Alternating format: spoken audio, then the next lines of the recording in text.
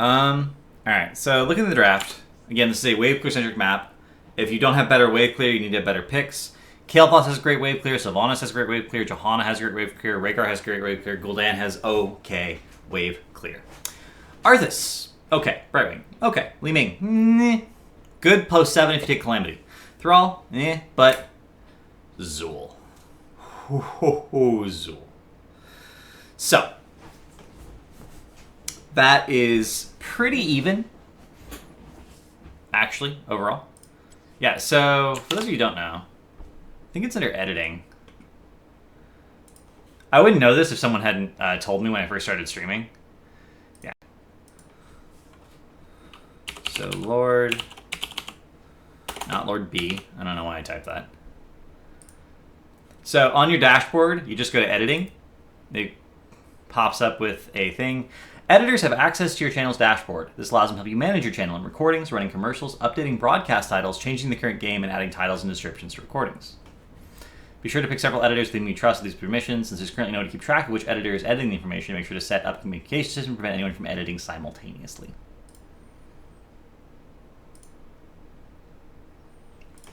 Brightwing does have passable wave clear with Q. Yes. So I said it was okay. It's just not, fantastic. Here we see an interesting decision being made just to wait for the gank. I don't think this is going to work, but I like the Arthas' positioning here. I kind of wish Zool was right here, and then Arthas could come in behind from the flank. Jellymaster, a little bit too YOLO. He's not actually missing any soak if he doesn't go right that second. We'll see how it is. Arthas comes in from the back. The Zool root comes down on I Hate Toast. W from Arthas should follow up here. Howling Blast. Ends up not happening at all. I'm not sure why Mitchie D's... Oh, it was on cooldown. Did he miss it? I didn't even see it.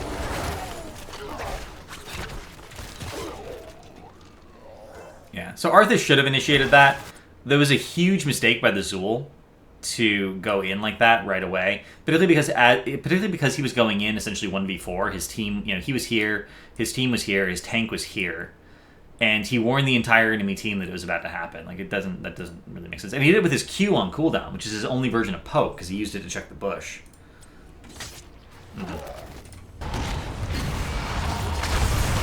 But we do see an instant kill on Gul'dan here in the top lane. Have a nice rotation. We just see Arthas in the bot lane. Arthas should not be down here. Thrall is a solo laner. Arthas is the tank. Arthas needs to be with the team. In particular, Arthas' job this game is to protect Zool. As long as Zool is alive, they're not going to lose on the wave rotation. They might tie it, but they won't lose it as long as Arthas is with Zool. Oh, that's a really good question. So Arthas just tapped there. When is it correct to tap? And when is it better to save your tap and go back to basic heal is the question from chat. On objective-based maps that have timings where the objectives happen, you should always save your tap for the objective. So Infernal Shrines with the shrines, obviously. Cursed Hollow with tributes. Towers of Doom with the altars. Sky Temple with the temples. Those are examples where you should save your tap for the objective. So if the objective is a long way away, like a minute and 20 seconds away, as an example, you can tap because you can just use it because it'll be up. It'll come down off cooldown in time for the objective. On maps like Tomb of the Spider Queen and Dragonshire, which are highly mobile, and the objective doesn't happen at fixed times, it happens as you collect things. You can tap whatever. Tapping means you can stay in lane because they are lane-centric maps. Being in lane is really, really, really important. So you tap whenever you're even or behind in lane because you got to make sure that you don't fall further behind. If you're ahead, you can actually afford to back. And then that's when you have to ask yourself the question is, if I tap right now, will my team get even more ahead or can I go back and my team won't fall behind? Generally speaking, tapping in the really early game is always fine. Like if you tap before the 30-second mark, it'll be up regardless.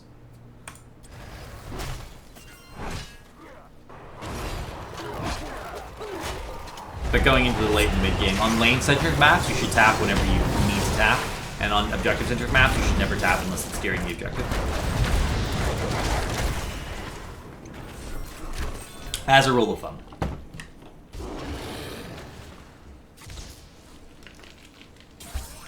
So now we see Arthas sort of starting to rotate with the team.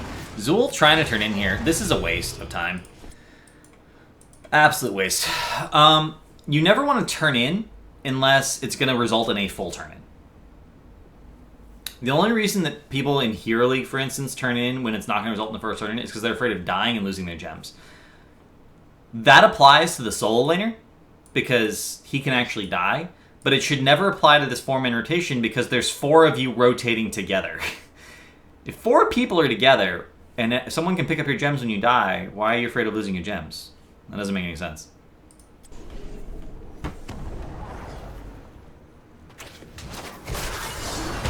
It's literally better to stand here in the bush and wait to see if the enemy overextends or gives you vision and maybe you can get a pick than it is to pointlessly try and turn in only 5 gems right there. That just doesn't make a lot of sense. This should be an easy pick on Gul'dan, but Arthas is already low. He does manage to back out in time. We're even on Michi D here. I wanna see something. Bring up the talents for you guys too.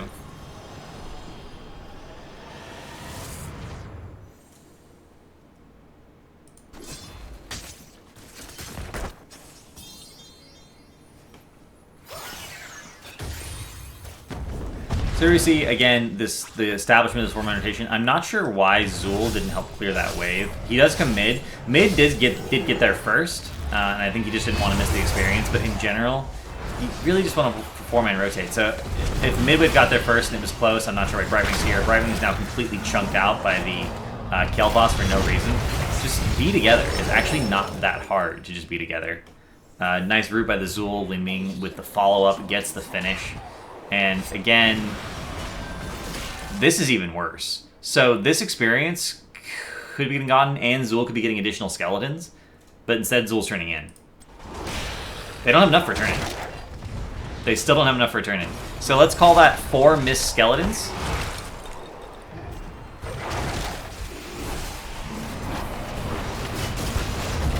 Arthas not with the team. If Arthas had been with the team, or if his team had been with him, this would be a dead Rhaegar. Dead Rhaegar, and then probably a dead Gul'dan, because the Gul'dan's been overextended all game. They got the Gul'dan, they missed out on the Rhaegar. So that's basically 1 less kill than they would have gotten. Also, if the Zul had not been trying to turn in and instead been clearing and making sure he got skeletons off every single wave in the mid lane, these towers would both be out of ammo. They have ammo right now, they would be completely out of ammo.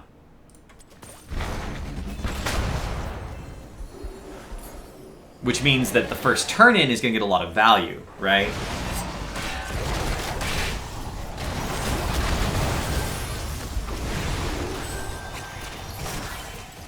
Again, Arthas getting absolutely chunked. That's... Okay. If you're that low, if you're at like less than 10% of both health and mana, well's not enough. You need to back. That was a waste of a tap. Because tap's not going to refill him enough for him to stick around. I think you just needed to back there. If he gets a lot of globes, he can do that. And in fact, this is one of the things you can do with the globe change, because it's so much stronger, is rotating the globes. Even if he'd gotten that root, it wouldn't have killed her, so he just wasted a bunch of mana and a cooldown for no real reason.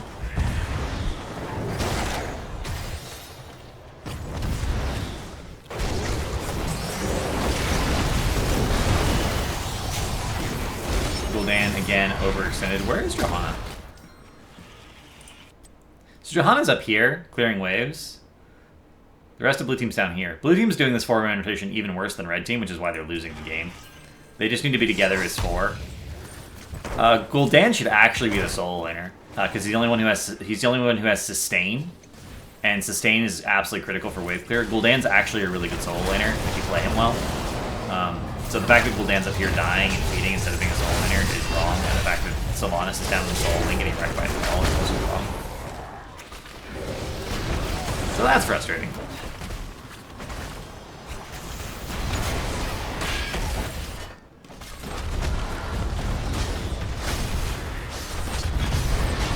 And you can see it's having a dramatic impact on the game, right? They're ahead a level primarily because of those overextensions by Gul'dan, and they would be further ahead if Zul hadn't wasted several of his skeleton opportunities. There we go. That's what I was looking for. I was going to say activities, and that didn't sound right.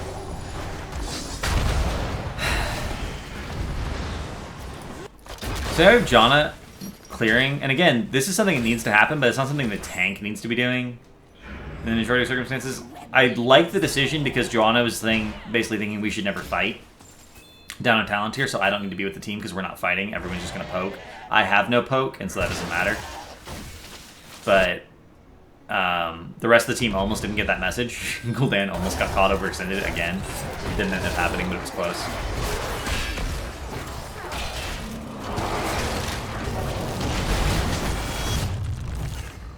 Here's we're going to talk about rotations a little bit. Blue team is here. Rhaegar and Kael'thas were here. They moved out a little bit to clear the wave here. And they came straight down through here. Rhaegar running through the enemy team, trying to get back to safety. This is the shortest possible route from where they were. This is the safest possible route from where they were.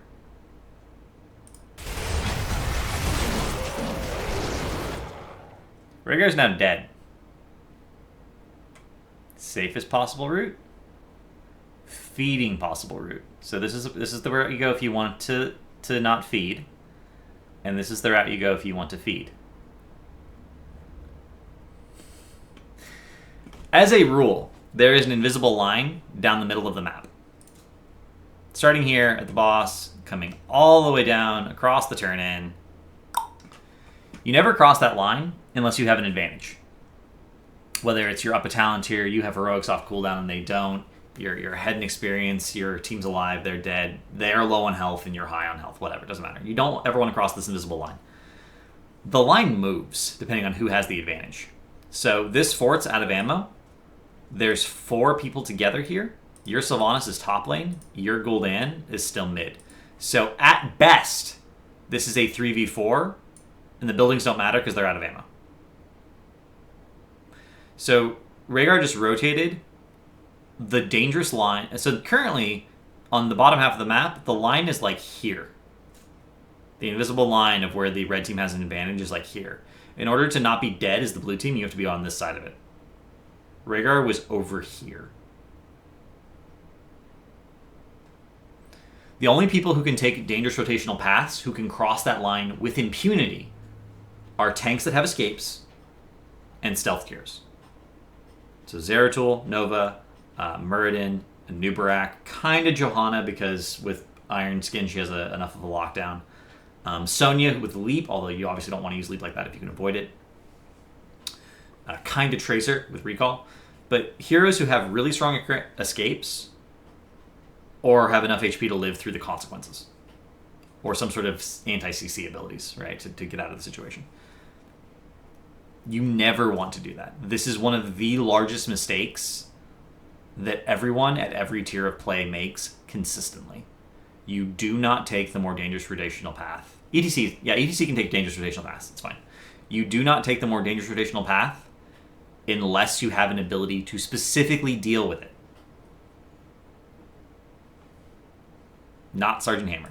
Not a tank.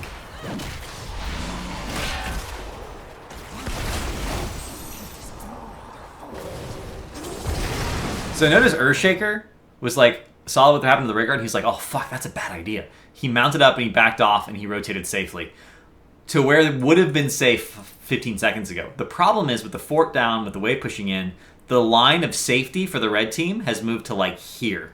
So Earthshaker's still on the wrong side of it. The only thing that's saving him right now is that the enemy team is focused on killing Johanna when they should be, because she's massively out of position. Right, so Earthshaker again rotates, tries.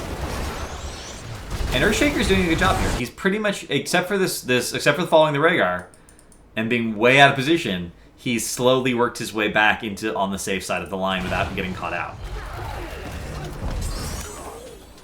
Sylvanas massively overextended by the rule, right? But her advantage is that she's 1v0.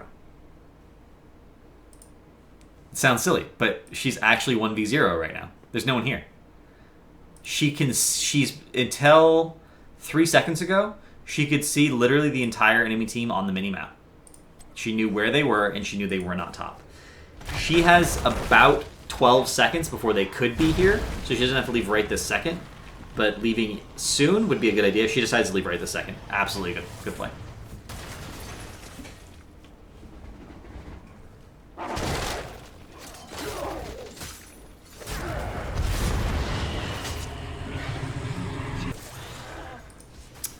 So now, red team decides to split up. Red team decides that they're close to level 10. They have a pretty big advantage. They decide to split up a little bit. They're going to get another turn in, but they want to get the siege pushing with it, so Thrall goes bottom lane. And they have 10. So at this point, they can afford to be split up a little bit, because the enemy team should not be fighting. On the other hand, if the Thrall gets caught, they're going to throw a huge portion of their lead. But it doesn't look like they're going to check it, so it's absolutely fine. Brightwing does come down with the Z, helps him secure it. And at this point, they just need to turn in one more gem. So Lord Revo should easily get this turn in. Again, no fights are possible. A little bit of a waste of a Sunder there, didn't actually secure the kill. As a rule, a Sunder in particular should always secure at least one kill.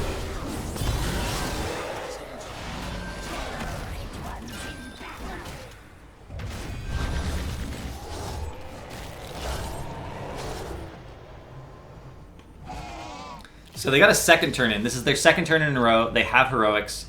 I actually would like to see them focus, since they focus so hard on the bot lane is the least important lane on this map. But since they focus so hard on it, I would like to see them focus and get the keep here, because it will apply permanent lane pressure for the rest of the game. They have the siege camp pushing. They have the Web Weaver coming in, and they have Syndragosa. Syndragosa should be popped right now, and there it is. Our Arthas player is on point. He actually successfully got both walls and the tower. You'd have to angle it correctly to do that. A lot of people have somehow always missed this tower. So annoying. You can opt to get the well instead. If you freeze the well, it means they can't tap. That is, in some cases, a much bigger advantage. And in the early game like this, when you have heroics and they don't, I don't think it's that big a deal. I think I like this better. Skeletal Mages does come down as well, just for the zoning potential.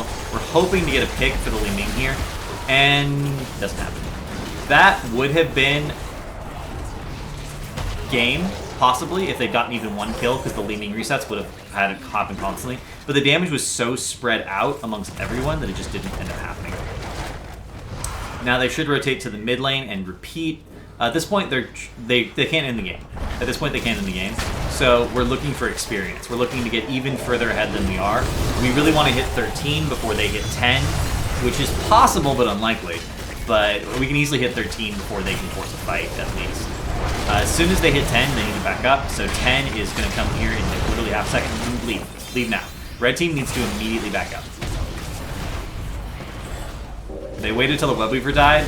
Not safe. They should have just immediately backed off as soon as 10. Because if the team had been on the ball, if blue team had been on the ball, that would have been an easy Blessed Shield into Wailing Arrow into Phoenix into Horrify, and they could have easily secured at least 1 to 2 kills.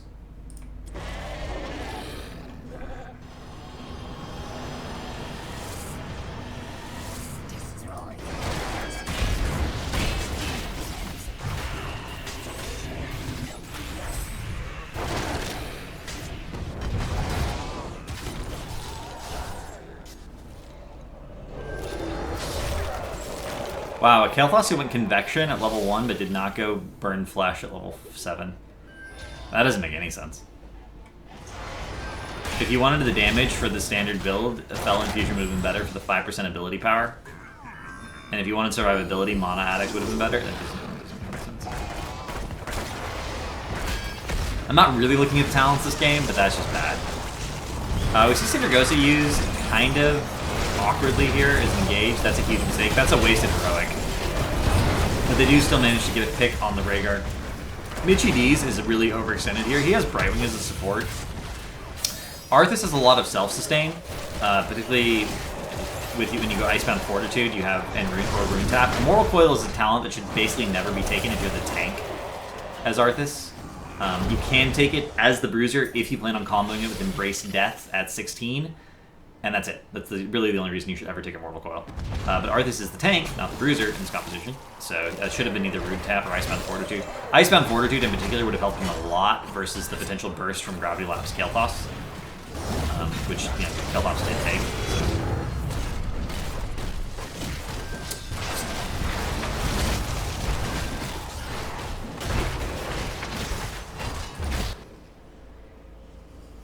So they're letting the turning go for free while they get boss.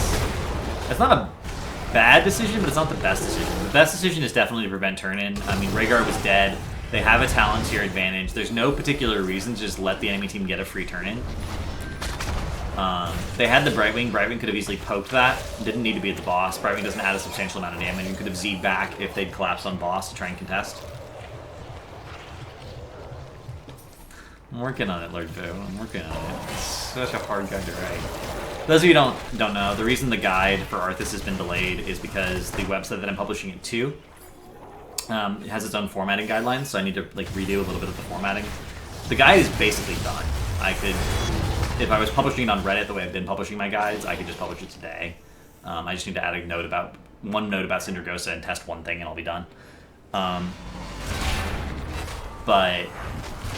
I can't do that because I'm obviously publishing it to this website. So it will be available on Tuesday next week, I think, but it will be even nicer than the previous ones. There's that.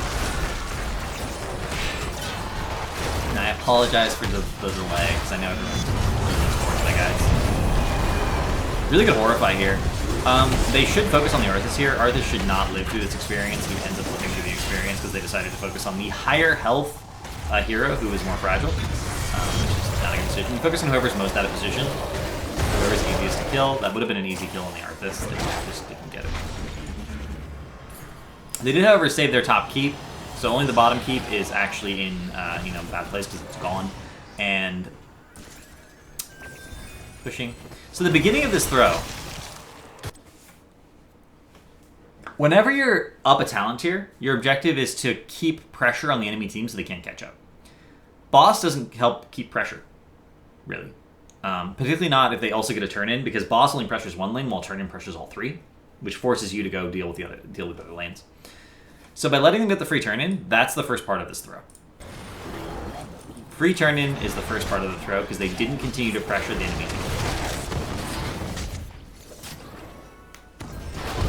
Boss would have been the correct call if blue team did not have enough gems to turn in. Blue team had enough gems to turn in. Wasn't the right call.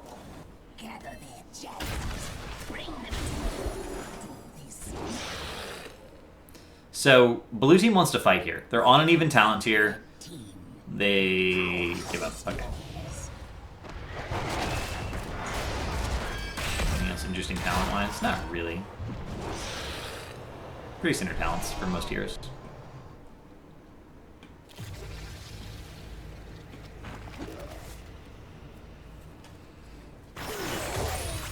Wait, is that? No, it's Shield Dust.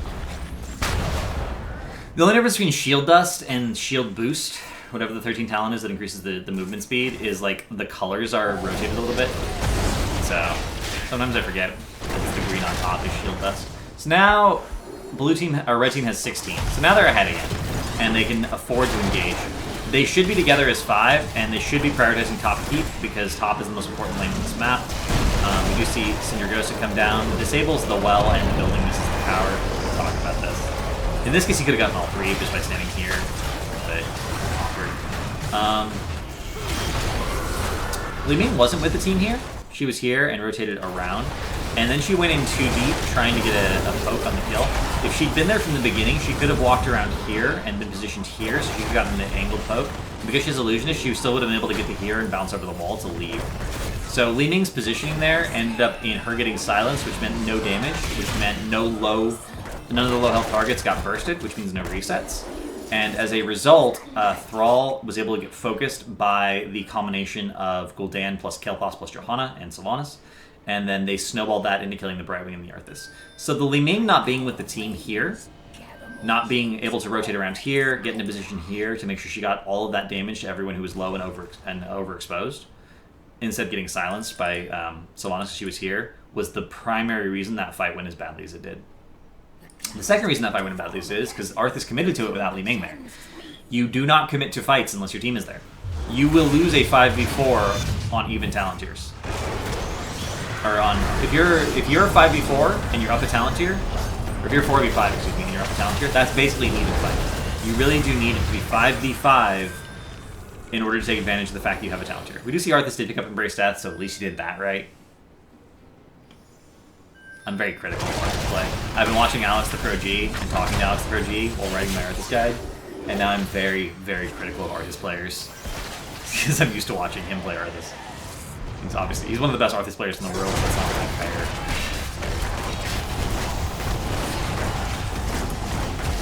So at this point, blue is catching up. They just need to soak 16. Now they've soaked 16. They have enough for a turn in. They want to go turn in and force a fight. They want to be at full health, full mana, together as 5, force a fight at turn. That's the correct decision. Red team should be aware that that's what's going on, and they don't have a choice. They need to make sure that blue doesn't get a turn in if they want to win. So they can't wait till 20, which would be an option if they were like a little bit closer to 20. If this was 16 versus 19. And they just let him have the turn in for free. Again. So that's 2 turn-ins in a row. Or two blue turn-ins that have happened now. That red team let happen for free when it was not favorable to let them have that happen. They just gave it up. For no particular reason. That tells me that every single member of red team doesn't understand how important turn-ins are on this map. They're like just all mistaken about how important turn-ins are on the map and how much turn-ins function as a comeback mechanic, particularly after the 15-minute mark. Okay, this is a really important point. Games on this map used to run a really long time because the spiders scaled really slowly. Several patches ago, 7 or 8 months ago, Blizzard made a change. After 15 minutes, the web weavers are super fucking scary. They will just wreck buildings. They will just buildings, dominoes. They just fall over. A turn-in after the 15-minute mark is better than any turn-in prior to the 15-minute mark. In some cases, if you have really good wave clear, it is an actual strategy to let the enemy team turn in as much as they want early game, and you just clear it, and nothing happens because you have such good wave clear that and your lanes are so pushed so far forward that there's no actual benefit from the spiders because you just kill them and they don't ever get to your buildings or drain ammo or do anything like that. And then you get multiple turn-ins all in a row past the 15-minute mark, and the game's just over. That is an actual strategy on this map. It doesn't normally work because most people in the high-level community don't let one team get a dominant wave clear position on this map in the draft, but it does work sometimes, and it's just so unexpected. So letting them get a turn in past the 15-minute mark is just a huge mistake. Even bigger than the first one where they at least got boss. So they forced the fight late. So now they force the fight after the turn-in. You don't force the fight after the turn-in. You don't do that. You just don't force the fight after the turn-in. You never do that. The reason you don't force the fight after the enemy team has successfully turned in is because you need to clear the waves. So if anyone on your team dies, that's less effectiveness you can have. Even if you trade evenly, even if that was a 2 for 2, that's 3 people plus 3 web weavers that are all pushing versus 3 people who are defending. Does that seem even? It's not. You do not force fights right after the enemy team is turned in. You just back off and get ready to defend. Particularly Azul being that far forward as a melee hero with no mobility.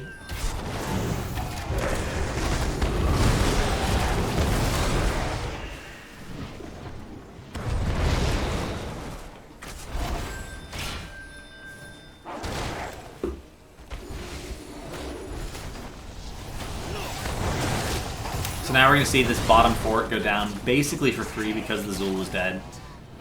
Mid, this tower should die as well if no one comes to clear. They do come to clear. They're going to get bruisers. So that turn-in didn't get too much value just because the lanes were so pushed in. But the lanes being pushed in and of itself is a source of value. So now the fact that the lanes aren't as pushed in, blue has a lot of time to make something happen. And here we see... So Zul was here because he just rezzed. Red team forced a 4v5 in a choke versus a Kael'thas.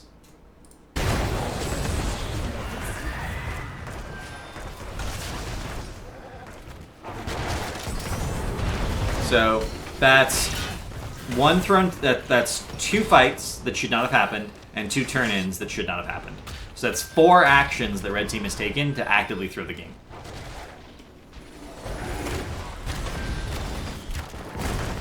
At this point, red team's focus should be on getting 20. They have more than one way of getting 20. They can get 3 more gems and do another turn-in and push with that, which, since their lanes are so pushed in, they'll actually get value from this turn-in. They could go boss right now. If they had a boss stealing heroic, I would prefer boss, but they don't have a boss steal heroic. But they do have enough damage with Windrunner plus... Oh, this is unstable poison. If they had Barb Shot, they have enough damage to burn this down really, really quickly. Looks like they're going to manage to do it anyway. So it ends up being okay. This should always be Barb Shot, by the way. There's literally never any reason to take unstable poison on Salons. Barb Shot is better 100% of the time. I don't normally say that about talent tiers. Normally there's like some niche use for the lesser desired talents. Barb Shot is basically offers the same amount of wave clear as Unstable Poison. It's like literally a second to 2 slower, but it allows you to DPS the spiders at extra damage, and nothing else does. So it allows you to kill bosses faster, either offensively or defensively. They should have pushed with the boss. I think pushing with there's two things here they could have done here. They could have pushed with the boss, which I think would have been a good plan, or they get a turn in and they push mid and they just try and get 20. I think pushing with the boss was better, just because Red has been making so many bad decisions in team fights, and Cindergosa was burned for no reason at all, whereas all 5 heroics are available for blue. But they opted not to do that. They did end up getting the fort for free, and Webweavers are now on the way. The fort did give them close to 20, so we need to get 20 at this point. 20 is the priority now because it's only a half level to go, and they didn't immediately decide to push with boss. 20 is the priority, and they should be able to get it off this fort. So they should just be on this fort. They should just be pressing this fort down. Everod staying mounted, looking for the engage here. He does almost get the Li Ming, but Li Ming does manage to lose his tap.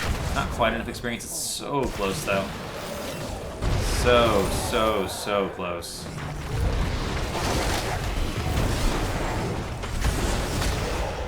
And that's 20. So now they need to force a fight. They don't want to open up mid as much as they want to open up top. And this Webweaver is weakened, whereas actually that Webweaver is weakened. Okay, so pushing mid's fine. This is the strongest Webweaver remaining. They have a lot of zoning potential. They have the Sylvanas to prevent the damage coming in. But they want to get a pick here. They don't want to disengage. They actually want to fight here. Fighting under a keep is, bad, but when the keep's DPS in the wave, because you have the wave there, or you have a Webweaver, or you have Webweaver's better, and they have a Sylvanas. Blue team should be forcing a fight here. They should have just forced the fight there. They have the talent tier advantage. They could have done a lot of work. Instead, they opt to back off. This is called playing safe. This is actually not safe. You're giving the enemy team a chance to get 20 and fight you again on even terms. Although they've won most of the even team fights due to bad positioning on the red team. Looks like Arthas DC'd. That's not good. And they really need to open up a keep. Right now, as bad as it looks for red, as soon as they get 20, they can just win one fight and end the game. If blue team wins a fight, they're going to get a keep and then have to back off in all likelihood, unless they win in like definitive fight. They get an ace or a 4 for none or something like that. Sylvanas went Fury of the Storm. Not sure what's up with that. Is this a true statement? It's kind of a true statement. Arthas and Thrall and Zul are a little bit lacking. Sunder is now wasted. So again, you're at an advantage. Sylvanas should not have been split there. It's the late game. A single pick can literally result in the loss of the game. So Sylvanas managed to get out of there, but should not have been split in the first place. It's just not worth the risk, even though it turned out well. Right? It's like a motorcycle without a helmet. Yeah, you didn't get in an accident and get your head shattered in this time, but statistically,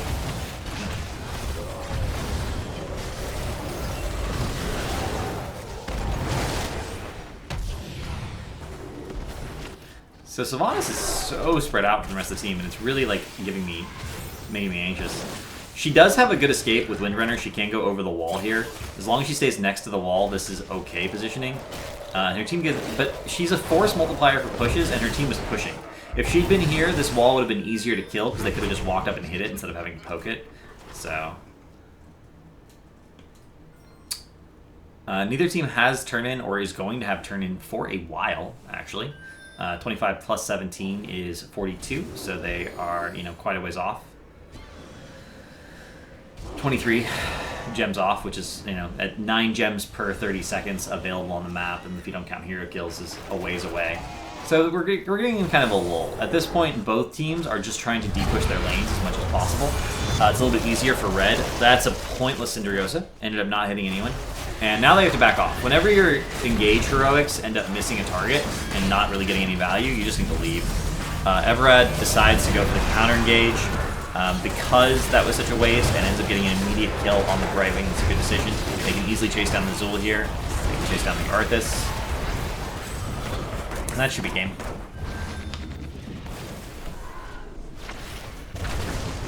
Earthshaker massively chasing here, but I mean, he has the support. He has the enemy team does not really have enough damage to kill him. If he'd had Mana Addict at level 1, that would have been 100% safe. As it was like 90% safe. They have a Sylvanas. They're going to be able to get the keep down for free, and because they have they have the wall out, so it's really easy. And now they can just get on core, and I think all they have to do is not die. Everad should actually not be focusing core as a tank. He should just be trying to prevent the Johanna from killing his team. Because if anyone on his team dies who's not him, and Johanna gets and Liming starts getting this reset, she can actually defend core. Liming's one of the scariest core defenders in the game. She ends up overextending there, dies. So why did that happen? Right? Why did that happen? It happened because when they were ahead, they got boss and gave blue team a chance to catch up by getting a free turn in bot. Boss did not get any value whatsoever. I think it got like part of the wall. But it got depushed essentially by the web weaver. Meanwhile, the lanes that they'd worked so hard to push in got completely depushed by the web weaver turning. And then they let them have, and then they had a fight here when they were turning in where Li Ming was trying to poke while her whole team was here. Arthas burned Cindergosa to guarantee that this keep went down. And it did go down, but they ended up getting some reverse kills, which they needed for that bonus experience. Because all 5 of them were grouped here, and the Sylvanas Wailing Arrow hit all of them. Li Ming was in that because she had to rotate from here all the way around to here because she wasn't with her team. If she'd been with her team, she could have set up a flank here and been fine because the building was disabled by Cindergosa. And if anyone had come to collapse on her, she still had a wall to blink over. If she had a loserness, that would have been a very, very easy thing for her to do. And she could have gotten a lot of damage on the heroes here who was spread out and very low on health. And even if she hadn't killed anyone, the threat of killing anyone would have prevented the chase from happening. And the Brightwing and the Arthas wouldn't have died here.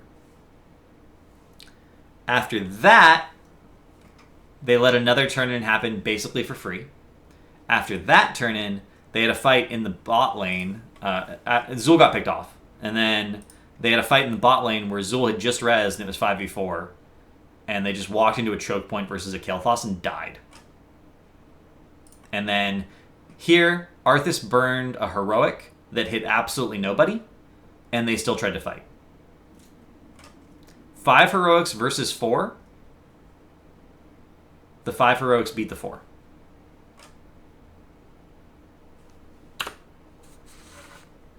So that was 5 decisions. 5 decisions that lost that game. The boss call was made by the Arthas, so that was a mistake on the Arthas play. He should have maintained the pressure. The Li Ming call was obviously made by the Li Ming. She shouldn't have been not with her team.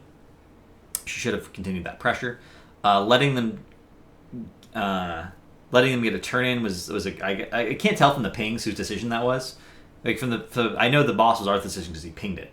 I know the Li Ming was decision. I know the Li Ming's decision because it was positional based and I could see.